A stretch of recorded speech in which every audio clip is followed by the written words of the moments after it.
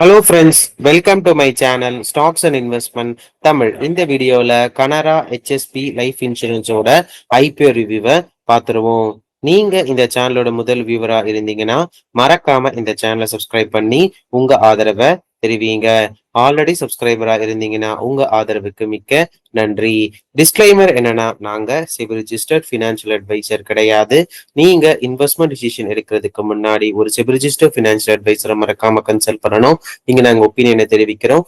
Educational பர்பஸுக்காக investment அட்வைஸா நீங்க எடுத்துக்க கூடாது. இது என்னோட பர்சனல் இன்வெஸ்ட்மெண்ட் டிசிஷனுக்கு நான் எப்படி முடிவு பண்ணுவனோ அதை தான் இங்க நான் தெரிவிக்கிறேன். இதை நீங்க இன்ஃப்ளூயன்ஸா எடுத்துக்க கூடாது.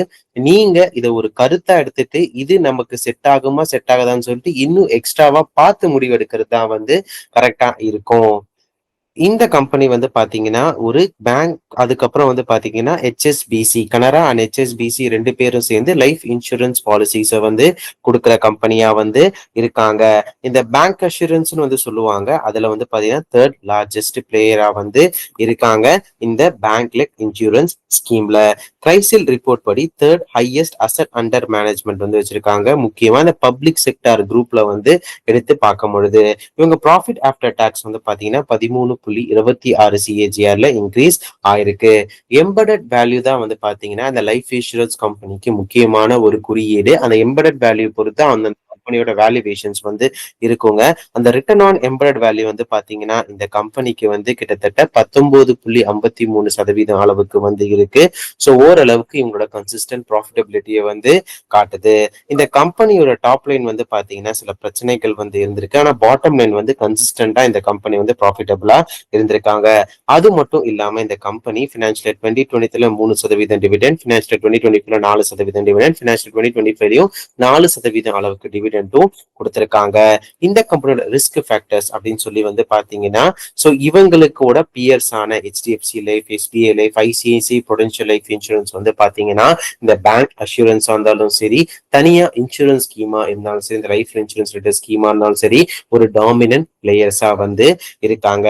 ஃபார் எக்ஸாம்பிள், நீங்க வேலை செய்யற இடத்துலயோ இல்ல உங்களுக்கு தெரிஞ்சவங்ககிட்டயோ போய் கேட்டு நீங்க என்ன insurance policy, life insurance policy use பண்றீங்க அப்படின்னு சொல்லி கேளுங்க. அதுவே உங்களுக்கு நிறைய பதில் கொடுக்கும். அது மட்டும் இல்லாம ரிட்டர்ன் ஈக்விட்டியா இருந்தாலும் சரி, ரிட்டர்ன் அசட்டா இருந்தாலும் சரி, இவங்க சில பிஎஸ் மென்ஷன் பண்ணியிருந்தாங்க பார்த்தீங்கன்னா, முன்னாடி சொல்லியிருந்தேன் பாத்தீங்களா, அவங்கள கம்பேர் பண்ண சொல்ல குறைவாவே இருக்கு. அது மட்டும் இல்லாம இவங்களோட நியூ பிசினஸ் மார்ஜின்ஸும் பாத்தீங்கன்னா இவங்க பிஎர்ஸை விட குறைவாவே இருக்கு. பிளஸ் இந்த கம்பெனியோட வேல்யூவேஷன்ஸ் எவ்வளவு கேட்கறாங்கன்னா 55 டைம்ஸ் ஏர்னிங்ஸ் கேட்கறாங்க. Industry average 72 times earnings. ஏன்னா HDFC லைஃப், ICICI ப்ரூடென்ஷியல்ஸ், அதுக்கப்புறம் SBI லைஃப்லாம் பாத்தீங்கன்னா ஆல்மோஸ்ட் 66, 72, 80 டைம்ஸ் ஏர்னிங்ஸ் இருக்காங்க.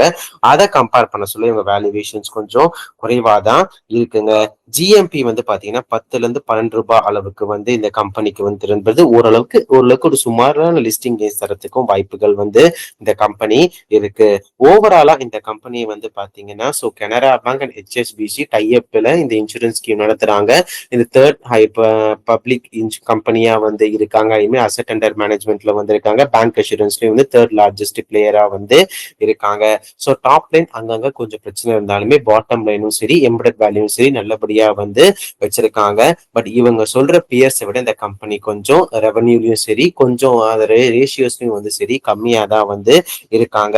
இந்த லைஃப் இன்சூரன்ஸ் கம்பெனி பாத்தீங்கன்னா 55 டைம்ஸ் ஏர்னிங்ஸ் கேட்கறாங்க. அதுவும் இவங்க வேல்யூவேஷன் இண்டஸ்ட்ரி அப்படின்னு சொல்லி பியர்ஸை கம்பேர் பண்ண சொல்ல குறைவாவே இருக்கு. பட் இந்த கம்பெனி பாத்தீங்கன்னா ஒரு பெரிய க்ரோத் ஸ்டாக்கா அப்படின்னு சொல்லி கேட்டீங்கன்னா இந்த லைஃப் இன்சூரன்ஸ் ஸ்பேஸ்ல சோ இவங்களை விட பெத்த பிளேயர்ஸ் தான் நிறைய பேர் இருக்காங்க.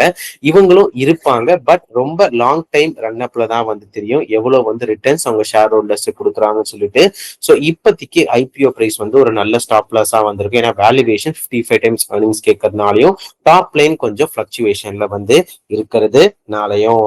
இதெல்லாமே பாத்தீங்கன்னா என்னோட பர்சனல் வியூ. நீங்க இந்த மாதிரி ஐபிஓலயோ ஸ்டாக்லயோ இன்வெஸ்ட் பண்றதுக்கு முன்னாடி ஒரு தடவை உங்க பினான்சியல் அட்வைசரோ இல்ல சிவில் ரிஜிஸ்டர் பினான்சியல் அட்வைசரோ மறக்காம கன்சல்ட் பண்ணீங்கன்னா சிவில் ரிஜிஸ்டர் பினான்சியல் அட்வைசர் கிடையாது. இந்த வீடியோ உங்களுக்கு பிடிச்சிருந்தா லைக் பண்ணுங்க. ரெகுலர் வீடியோ அப்டேட்டுக்கு பெல் ஐகானை கிளிக் பண்ணுங்க. மறக்காம stocks investment Tamil channel subscribe பண்ணுங்க. தேங்க்ஸ் ஃபார் வாட்சிங் ஸ்டாக்ஸ் இன்வெஸ்ட்மெண்ட் தமிழ் சேனல்.